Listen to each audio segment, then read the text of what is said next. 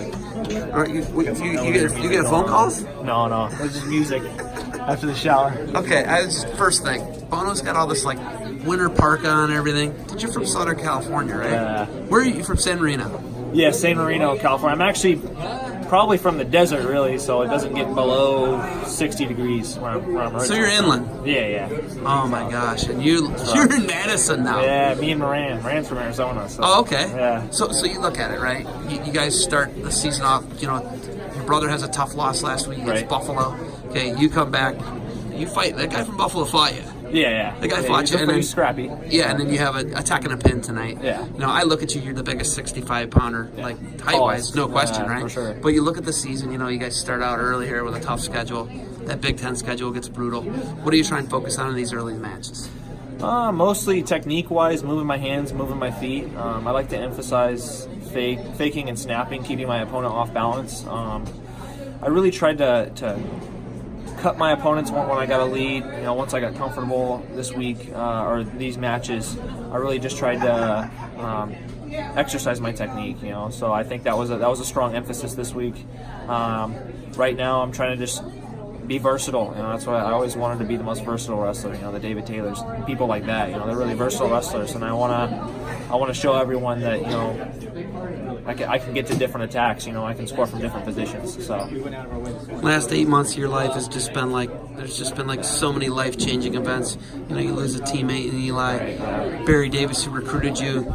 He's out. Bono's in.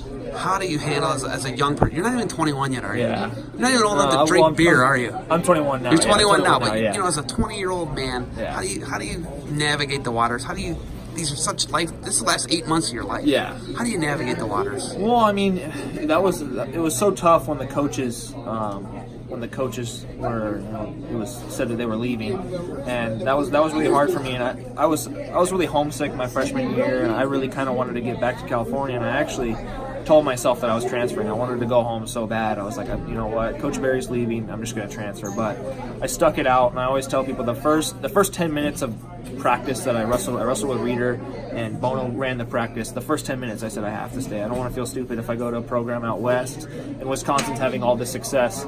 And two, I think, you know, with all the horrible events that happened this year, I think Bono and Reader, they're the most positive people on the planet, and they really just guided me. You know, I look up to those guys so much, and I've learned a lot from them about how to be a good person, how to be a good coach, and how to be a good athlete. You know, so I think that they really guided me and the whole team really to this whole summer. They guided us. So. All right, your brother. How do you kind of help your brother through an injury? He's kind of like, you know, has a tough match last week. How do you?